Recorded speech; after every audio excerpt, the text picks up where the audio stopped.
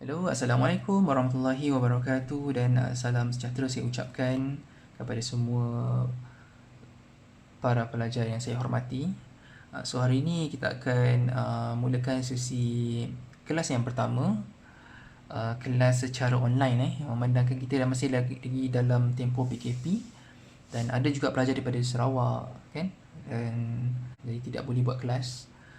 Untuk sesi kali ini kita akan buat secara digital.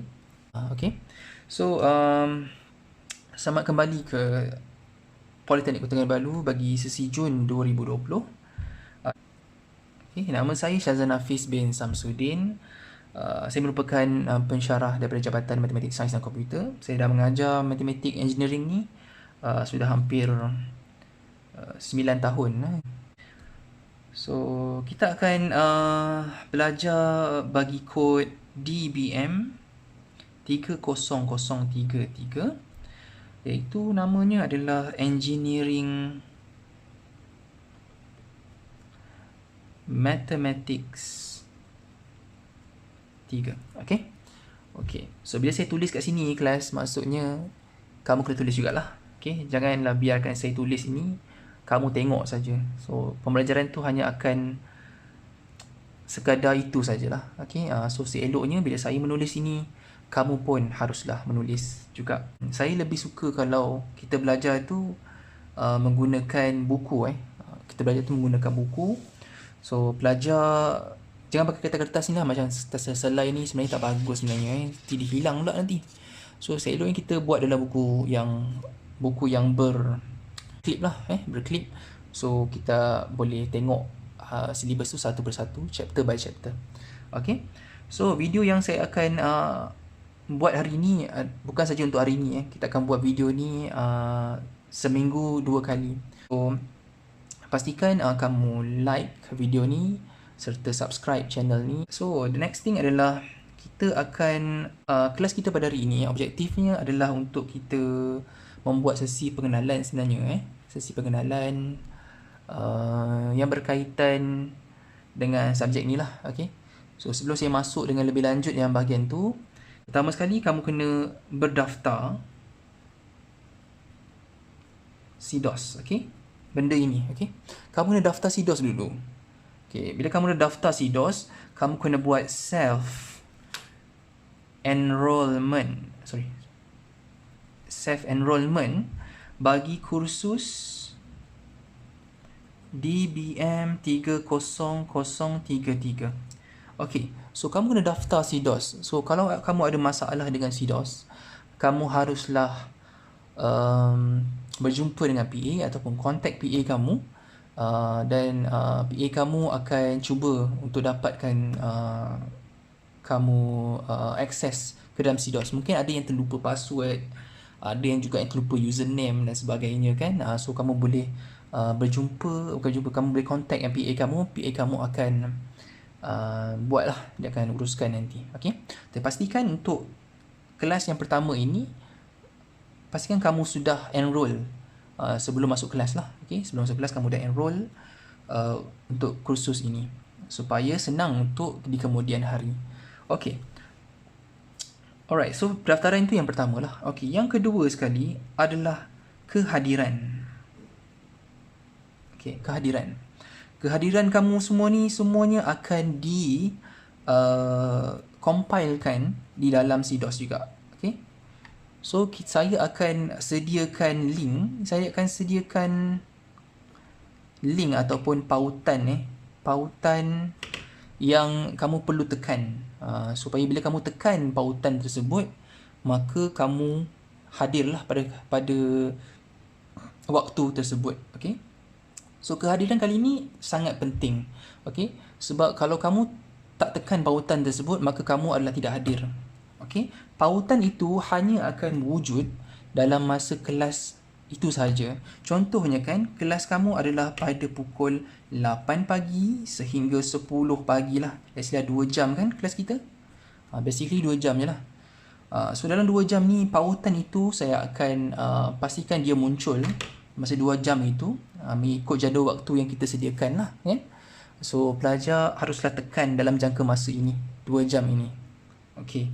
So kalau pelajar dah tekan 2 jam, dalam masa 2 jam itu, okey lah, saya katakan sebagai hadir lah. Jadi kalau pelajar itu tidak tekan, maka dia dianggap tidak hadir pada kelas tersebut. Okey. Dan kalau ada pelajar ada masalah dari sudut nak online dan sebagainya, perlulah orang kata contact saya. Kalau kamu contact saya dan lambat-lambat 2-3 hari lepas tu baru nak contact, ataupun petang tu baru contact, kalau boleh contact on the spot, menunjukkan kamu memang betul-betul ada dalam kelas pada waktu tersebut, kan? Kamu wujud pada pagi tersebut. Kalau kamu saya boleh consider lah, kita boleh guna cara lain untuk kita ambil kehadiran. So, kehadiran kamu ni akan dicompilekan. Bila kamu tekan pada link tersebut, maka kamu punya data kamu tu, nama kamu, masa kamu, tarikh yang kamu tekan tersebut akan disimpan di dalam CDOS. Dan benda itu akan menjadi saya punya bukti lah. Bukti untuk saya print pada kemudian hari kalau diperlukan untuk saya diaudit sebagainya. Okay? So ini benda yang paling utama. So kamu tahu kehadiran kita ni, kita boleh, orang kata kamu, kalau kamu 4 jam tidak hadir, kamu akan dapat surat amaran pertama. Okay, surat amaran pertama kamu dapat. So lepas daripada 4 jam, kamu akan dapat 6 jam pula. Tambah lagi 2 jam, kamu tak hadir lagi 2 jam, tidak hadir, saya akan berikan kamu surat amaran terakhir. Okay, terakhir tu maksudnya tak adalah lepas ni lagi. So maksud kat sini 6 jam surat amaran terakhir ni saya akan hantar kepada alamat dalam kamu punya, kamulah, contoh alamat kamu kat Sandakan, saya akan hantarkan surat tersebut, HCP akan hantar surat tersebut ke rumah kamu lah. So kamu akan dapat surat tu nanti. Okay. Selepas tu, lepas daripada 6 jam tak hadir ni, kalau dapat surat ini tak bermaksud kamu akan gagal lah, tak dapat masuk final exam, tak. Bukan itu kalau kamu punya kehadiran kamu lebih daripada 12 jam tidak hadir, maka dia dah kurang daripada 80% kehadiran. Okay. So 80% kehadiran ni kurang daripada 80% kehadiran, maka kamu kemungkinan besar akan ditahan dalam exam. So saya rasa ini clear lah bahagian kehadiran. Okay, so jangan main-main dengan kehadiran. Pastikan kamu sudah berdaftar dengan CDOS, dan CDOS ni pun tekan pada link yang sepatutnya pada waktu yang betul, pada waktu yang tepat, waktu kelas kita, supaya mengelakkan kamu untuk mendapat surat-surat yang tidak diingini lah. Okay. Okay, ini adalah sudut kehadiran. Kita tengok yang point nombor 3 pula. Okay, point nombor 3 ni kita akan fokuskan pula kepada assessment. Okay, assessment. Okay, assessment kita ni kita akan berikan di dalam CDOS juga. CDOS tu saya akan berikan kamu, saya akan upload dokumen soalan itu di dalam CDOS. Contohnya soalan end of chapter ke end of chapter. Kita ada 1, kita ada 2, kita ada 3 kan, end of chapter. So ini saya akan masukkan dalam CDOS, dan kamu perlu upload jawapan kamu di dalam CDOS juga. Okay, kamu kena upload jawapan kamu dalam CDOS. Macam mana nak upload tu encik? Macam mana saya nak upload? Saya dah siapkan soalan-soalan tu semua, jawapan dah ada dah. Macam mana saya nak upload benda tu? Okay, first thing yang kamu kena buat adalah, kamu kena print dahulu EOC. Soalan ni saya akan letakkan dalam bentuk PDF lah. Okay, PDF. So PDF ni kamu kena isikan guna pensel lah, kena pen dan sebagainya, print dan tulis nama kamu dan nombor ID kamu. Lepas tu baru kita letak belakang tu jawapan kan, kertas jawapan kamu kan. So kertas jawapan kamu tu kamu perlu scan. Okay, scan jawapan, scan kertas jawapan. Okay, so maaf tulisan saya buruk sorry. Okay, scan kertas jawapan kamu tu, Dan boleh pakai aplikasi di dalam telefon. Banyak aplikasi yang percuma. Okay, kamu scan, pastikanlah scan itu perlu ada nama,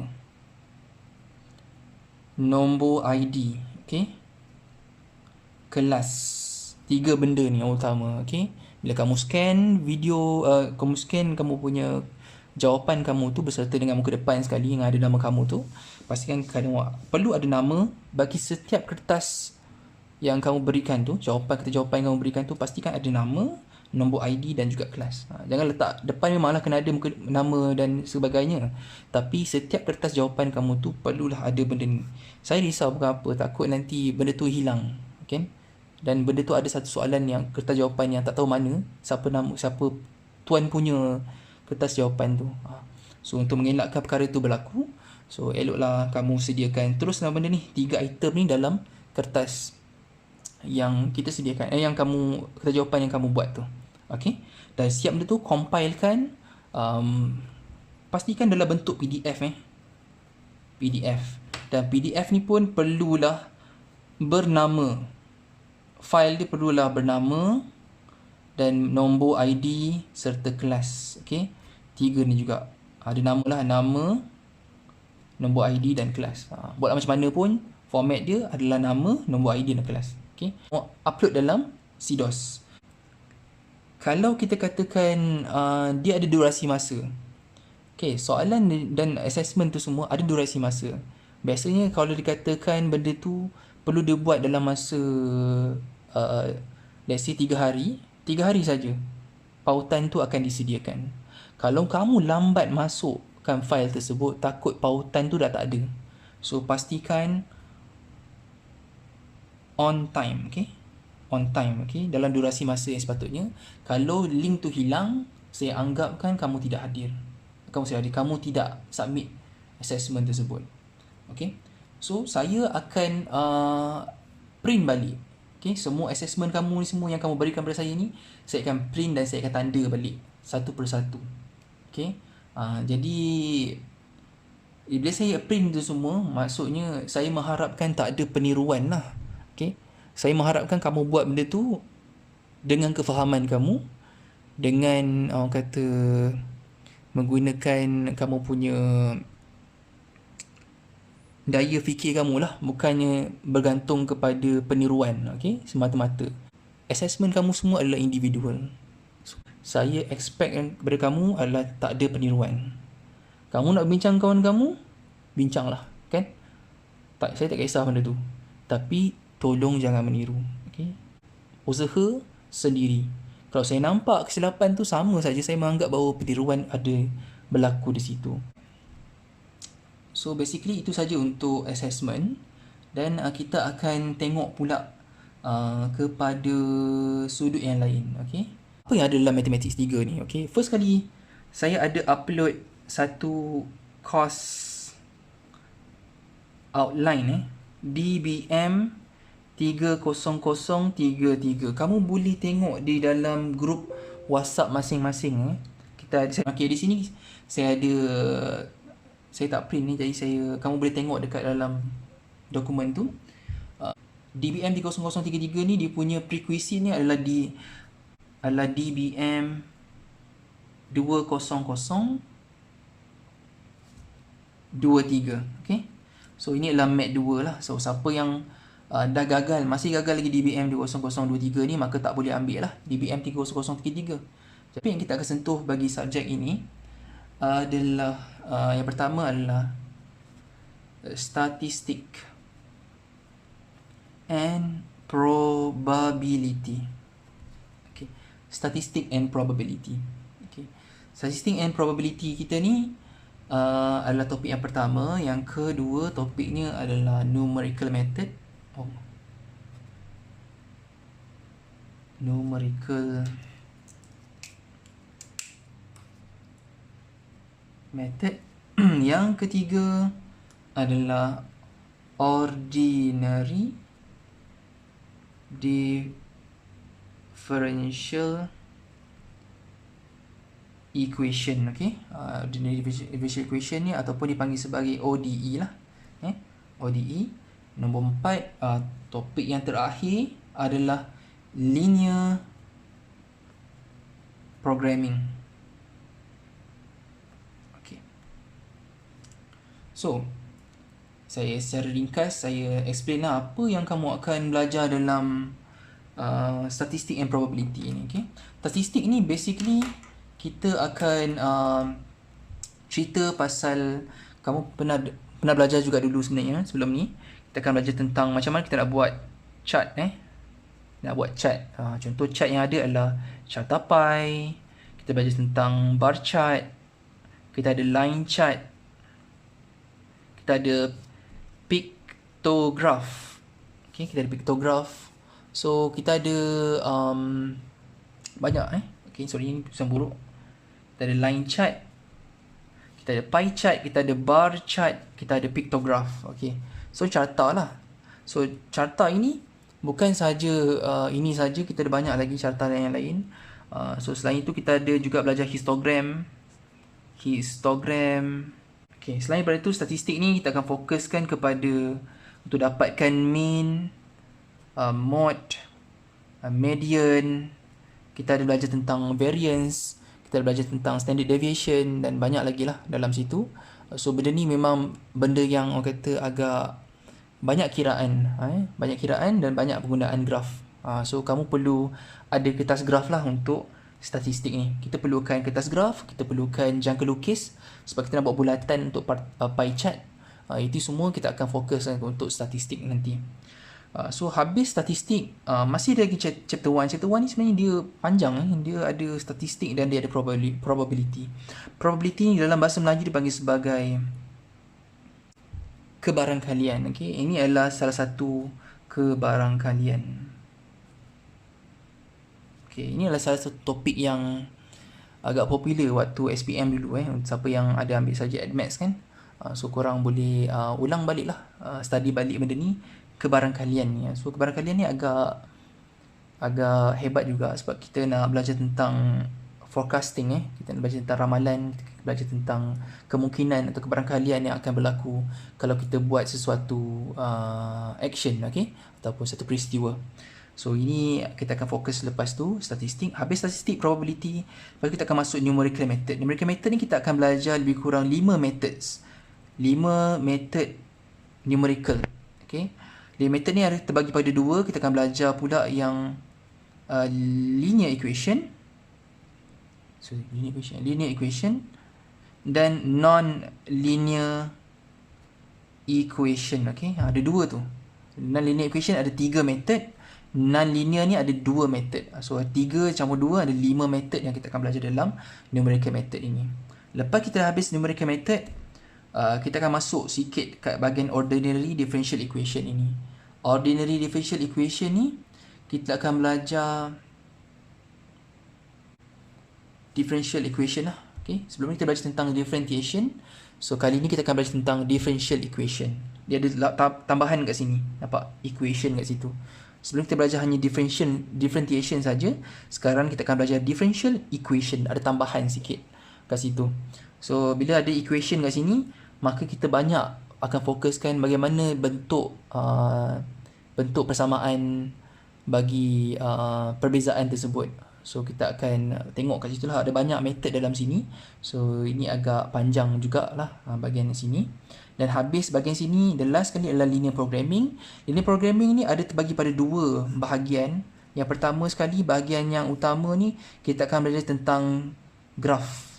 Dan kita kena buat dia punya problem solution lah. Okay, problem solution punya soalan lah. Okay, ada graf, ada problem solution. Lepas tu yang nombor 2 punya bahagian adalah kita belajar tentang simplex method. Okay, so ini adalah 2 benda yang utama dalam linear programming. So habis semua ni, maka selesailah untuk kita punya sesi ni, topik ni semua. Lengkaplah kita punya syllabus. Alright, so ini topik kamu. Bagaimana pula dengan assessment yang akan diberikan kepada kamu? Okay, assessment, kita ada tidak banyak juga assessment sebenarnya. Untuk assessment.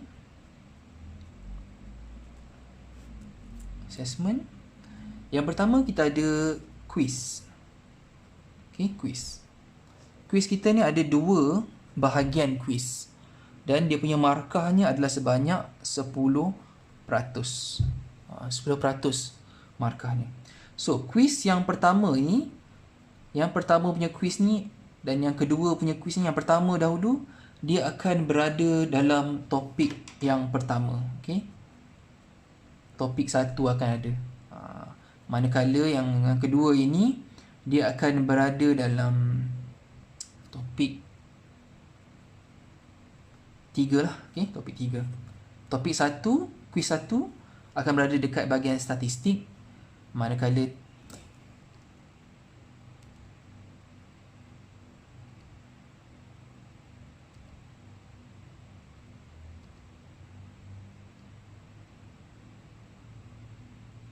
maafkan saya topik quiz kamu ni yang pertama adalah topik 1, adalah topik daripada chapter 1. Dia akan berada dalam probability lah. Okay? Dia akan berada dalam probability. Manakala topik yang kedua ni akan berada dalam numerical method. Okay? Okay. So yang kedua adalah kita ada test. Test yang satu ni markahnya adalah sebanyak 15%. Okay, 15%. Sebelum tu kan kelas, quiz ni, so maksudnya kalau 10% kat sini ada 5%. Ini akan bawa 5% kat situ. Ada dalam test 1 ni, kita ada 3 pecahan soalan. Yang pertama, yang kedua, yang ketiga. So, soalan yang pertama akan kita sentuh bahagian topik 1. Okay, topik 1 punya statistik lah. Statistiknya topik 1 lah. Topik 1. Manakala soalan yang kedua kita akan sentuh numerical. Topik 2. Manakala 3 ni adalah topik 3. So dia agak panjang juga sebenarnya. Test kamu ni memang agak mencabar sikit sebab banyak juga, dan nak menjawabnya selama hanya 1 jam saja. Kita akan buat secara online. Walau bagaimanapun kita akan sangat strict bahagian ni. So pelajar kena jawab dengan cepat dan hantar pun dengan cepat. Okay? Format test ni kita akan cerita dengan lebih lanjut pada seminggu atau 2 minggu sebelum test berlangsung lah. Okay? Dan kita akan buat secara serentak test ni. Okay, yang ketiga pula adalah kita ada end of chapter. Kita ada end of chapter. End of chapter ni ada lebih kurang 3 bahagian dan markahnya adalah sebanyak 20%. Okay? Markahnya adalah sebanyak 20%. So, end of chapter ni kita ada EOC 1, kita ada EOC 2 dan kita ada EOC 3. So, chapter 1 kita ni kita akan masukkan